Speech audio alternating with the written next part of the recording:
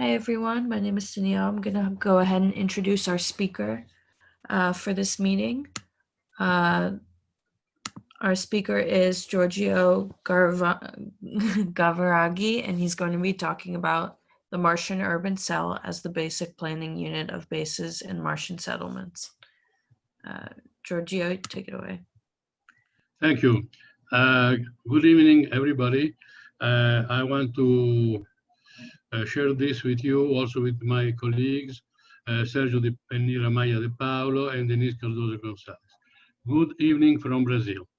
We're going to speak about Martian urban cell.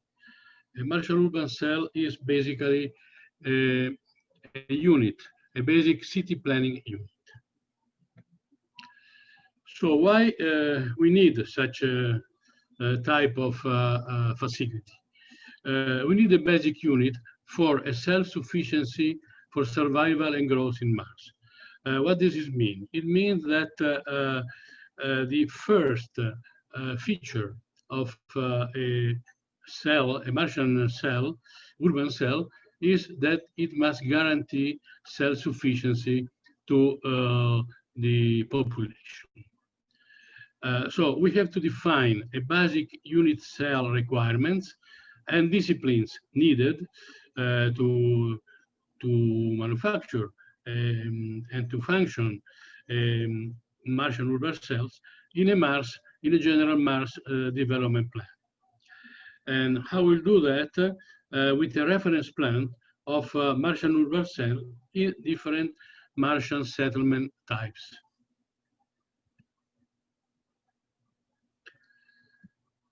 So just to define a Martian urban cell, it's a self-sufficient urban unit that defines Mars settlement. That means that the population can be different, can be a small population, can be a much bigger population, but at the same time, the Martian urban cell will adapt itself to such population, but must guarantee the basic function of the urban cell, which is basically self-sufficiency. So what are the goals of the Martian urban cells? To define a standard for Martian settlement, to utilize as a basic urban planning instrument, cost in construction, optimize requirements for new initiatives, and a basic unit for a Martian hub network. So what are the desired goals of the Martian urban cell itself? We're talking of a facility design and construction system that are priorities for a successful development of the planet.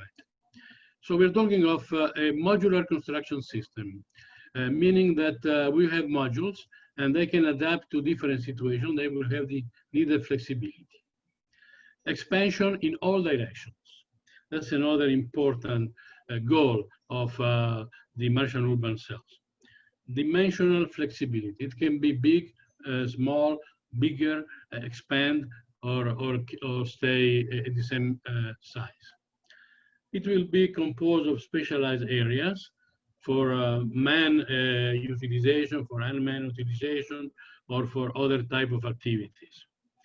It can be and it must be identified by central core, for instance, meaning that there will be many urban cells on Mars, like different cities, but they shouldn't be all the same. They must have something inside that identify them, that also the people, the population feel identified by this architectonical and planning situation. We need compact areas. We don't have much space, and every cubic meter of volume is precious.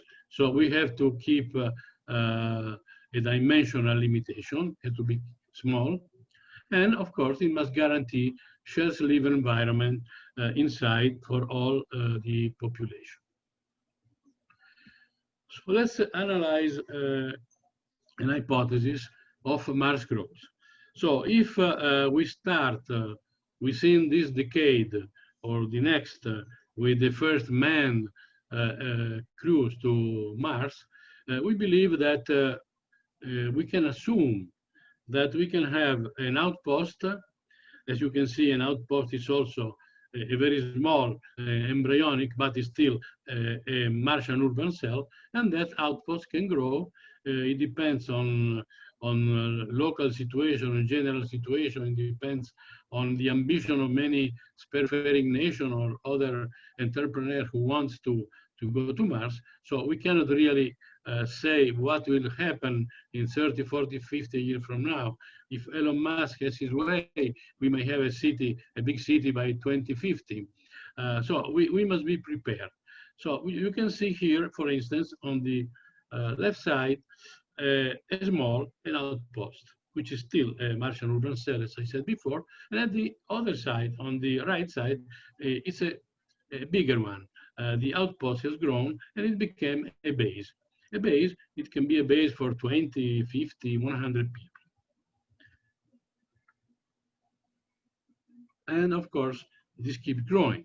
So we can see, for instance, that an outpost can support 4 to 12 people.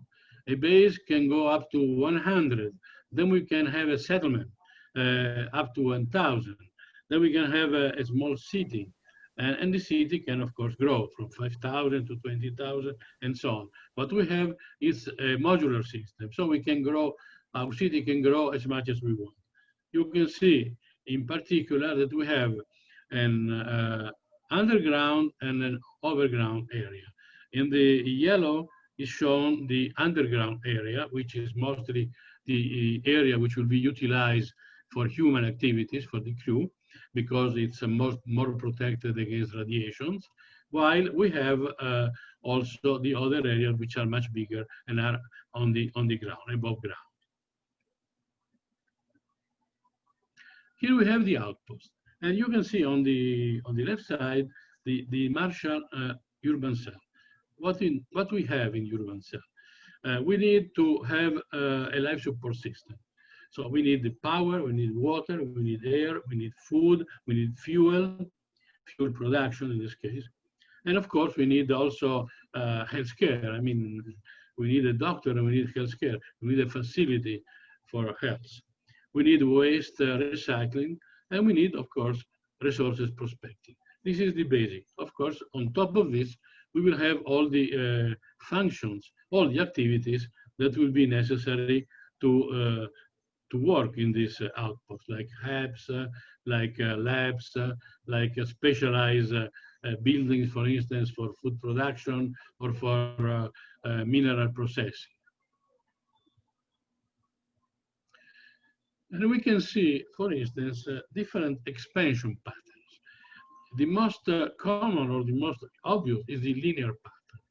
You can have an expansion, a linear expansion. What does it mean? That you are utilizing, you are making one facility a little far from another one. So you can have a big space here. So if you have another alternative, which is the concentric type of alternative, you may have a problem, because if you have connectors outside, you cannot reach every small volume with, for instance, a rover or some other type of vehicles. So the recommended alternative for us is the rhizomatic. Rhizomatic means that it can grow in different directions, practically in all directions, and it can grow in a different way. I mean, every type of growth can be self-sufficient. And at the same time, we can recommend the concentric pattern for the underground functions. And we can see a bigger Martian urban cell. In this case, we have a base. You can see on the right side, the underground part of the base is in the center. You can see a small plan in the yellow spot in the middle of the plan is the vertical hub, which means the manned part of the of the base, where you have the living unit, the hubs, the frequent utilized labs, and all the services like the food services and diners and so on. And of course, the functions now are more. You have, of course, the life support function we mentioned before, but you can add manufacturing. You may have also governance. You may have mining, construction, transportation, logistic, mineral processing, and again, waste recycling and health care.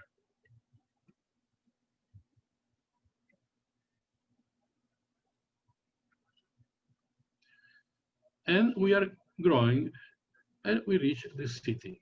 The city in Mars can be a city with a population which range from 5,000 to 50,000, even more. But the concept is still the same. We have a central core, we have an underground part, which is for the population, because it's protected to radiation. So most time the population will stay underground, and it will have all the facilities. It will be landscaped. It will have a water type of like pools and under fountains and so on, because the environment must be pleasing. You need to have a nice environment. You don't have to feel the problem that you are in a hostile planet. So again, in the city, the functions, as you can see on your left, keep growing. And here we have, for instance, a big urban cell system. We can be divided in four main subsystems, with the basic, which are the life support system and others. Then you have the technical, like resource retrieval, mining, mineral processing, and so on. You have the social, because we will have a social life. We have activities like entertainment, like education, like healthcare, and other activities which are part of the life of the future Martian cities. And at the same time, we will have service activities, service subsystem, like, for instance, external transportation. External transportation can be rover, but can be also other type of transportation. We will have internal transportation. If the Martian urban cell is big, we need to move inside. We need communication, maintenance, also some sort of terrestrial ecosystem. So we have this type of system and subsystem in an urban cell. And how it can expand? It can expand in every direction. It can be linear, it can be multinuclear, it can have many shapes, and it can be geometrical. You can see on your right that the geometrical can keep moving, can keep growing, and they can be cities with millions of population. And they have a lot of space between them. I mean, you are not crowding the area that you are occupying. Here, for instance, we have an example in a Martian crater. In this case, the Martian crater has a diameter around 800 kilometers. So we can have the city, urban cells, and they can really fill a lot of space, and they can keep growing in a modular way. Now, let's take off what we need. We need a transportation system. The best transportation system, we believe, is a transportation system which is overground and is elevated. This transportation system can be utilized in the beginning, in the first phase, can, for instance, transport water. We need water. And not all the cities are built, will be built where you have available water. So somehow we have to get the water and transport that water to the cities where they are needed. And we can use this elevated structure. In the first phase, it will be used only on the lower part, where you can see these two big ducts. They are aqueducts. So you can use the first phase for just the water or utilities. But in a second phase, you can add a fast train type of transportation system. It would be a magnetic levitation system, which can be added in a second time. But it's important to note that this system it's equipped with solar type of panels, of cells to generate power. This power will run the transportation system. So the transportation system don't need any type of fuel. It doesn't need any type of outside of external batteries and so on. The flow, the power to run all the transportation means that we will be utilizing is part of the system itself. And life support system. We are just naming here the main, the most important: air, food, water, and waste. We can see, for instance, in one day, which can be the consumption and the single person requirements. This is part of the requirements of the urban cell. And we also need fuel, and we can manufacture fuel, for instance, utilizing methane with the Sabatier reaction. And in this case, we can build the fuel for the spaceships, for utilizing spaceships from Earth or wherever we need to send it. But this is a very important function, the fuel, and it will be one of the first functions to be utilized on Mars, to be produced on Mars. Main facilities, we can mention a few of them. We have, for instance, surface access unit, which is a building which connects, which allows the crew to move outside, to go outside to perform EVAs on Mars. And also the vehicles can be stored and serviced in this type of facilities. These facilities will be above ground, but connected to the underground part of the cell. We have other buildings, which in this case can be initially inflatable buildings. They can be big, and they are, for instance, we will have agricultural type of buildings, or we can have also the same type of buildings for manufacturing, mineral processing, and other activities. Other type of buildings will depend on the function. We may have buildings for geochemical laboratories and so on, for other type of activities which may be important on the surface of Mars. And of course, we may also have a building or a facility which can be our spaceport, which can be partially underground and partially above ground. Food production. Food production is also another very important part of our urban cell.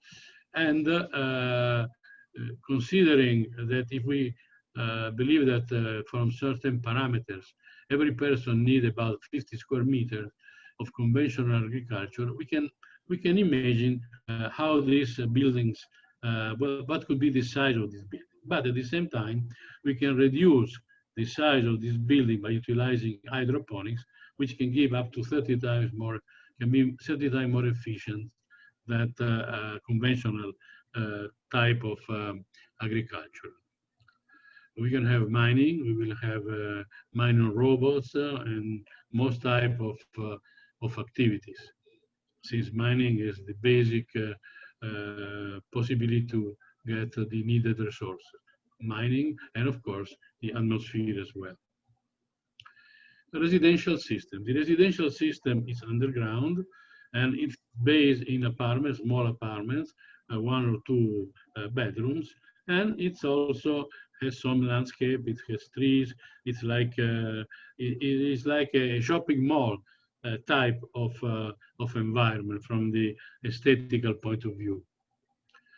Healthcare is very important, and what we believe is that we need a special type of healthcare, not like the conventional we are utilizing here on Earth. Healthcare must be a real-time situation. we must have a possibility to detect any type of alteration, any type of cell level alteration, which means a future potential disease in real time with special sensors on the body of the crew of the population. And as soon as an alteration is detected, the same person has to go to the health center where this alteration will be completely eliminated. So it could be a simple cold, a special cold, or it could be a much serious one. We don't know. But you know that at the same time that the alteration is detected, it can be eliminated. So we prevent diseases, which are very serious since we have a closed type of community. Construction industry will be one of the most important activities to be made. We have some ideas on how to make that with, for instance, 3D printer. They can print not only using regolith, but they can also use plastic made from the atmosphere gases. And they can build any type of shape of needed with their capability. Power generation, as we said, we can use the sun, of course, and we have like a deployable type of system which looks like a big flower, and this system can be deployed wherever is needed. Of course, other types of photovoltaic panels will be also utilized. Education, excuse me, also education is very important. We are talking of cities. And we talk of cities, we talk about families. Families have children, and children need to go to school. Not only, but everybody actually has to go to school. We need a permanent education system, and we need completely new methodologies where the time for learning time is reduced, and we are actually learning what we really need, which is the know-how to get all the information where we need to get it. Governance also is very important, and we have to utilize artificial intelligence wherever we can to take decisions which are based on processing all the information and the proposals that are submitted. And of course, we need a goal. And what is the goal? The goal is to terraform Mars. Because if we have the possibility to terraform planet Mars, we can at last design a human-friendly ecosystem. And this could be the most challenging project in human history, to design a planet, an entire planet. Thank you. Awesome. Thank you so much. We're going to go ahead and open it up to the Q&A portion of the meeting. So if any of the attendees have any questions, now's the time to go ahead and unmute yourselves and ask.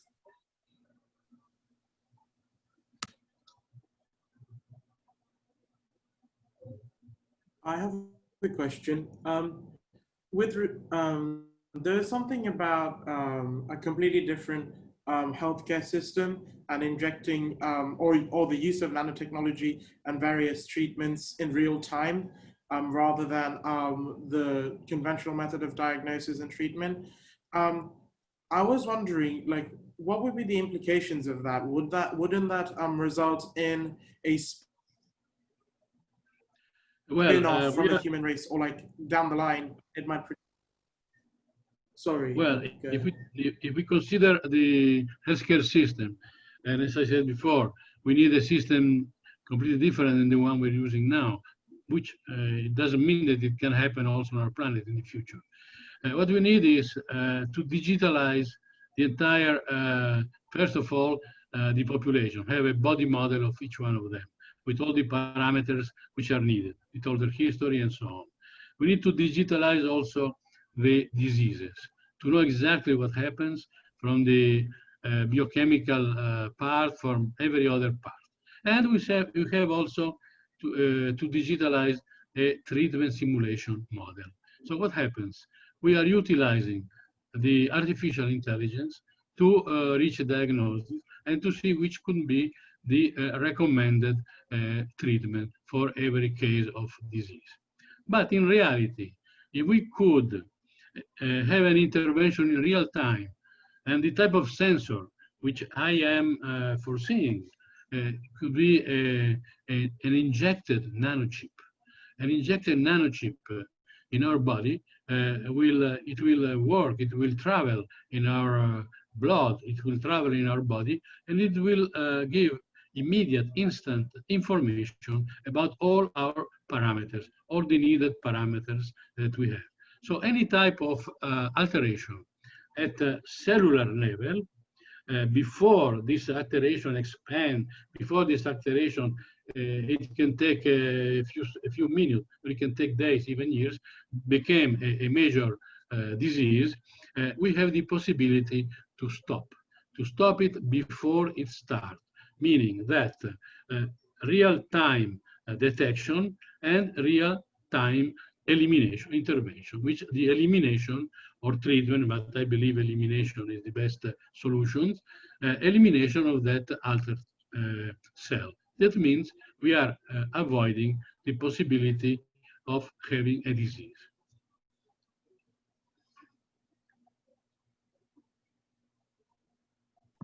We have another question in the chat. Would solar power be enough to power such a city, or would we need nuclear reactors? Well, it depends of the size of the city, and also it depends of course not only the size but also the functions that will be performed. To be very honest, talking for the future, I'm talking about a city, a future city, and I'm thinking that the future city can be also a much bigger and a much different city in case we can achieve terraforming. The best alternative, the best solution is to have a system based on renewable sources like solar. But to be really more honest, I don't believe that solar, in the beginning at least, will be sufficient. We will need some sort of nuclear power compact system which will support the cities, the expansion and all the functions. This system could become in the future a fusion type of system, which is much powerful and less polluting.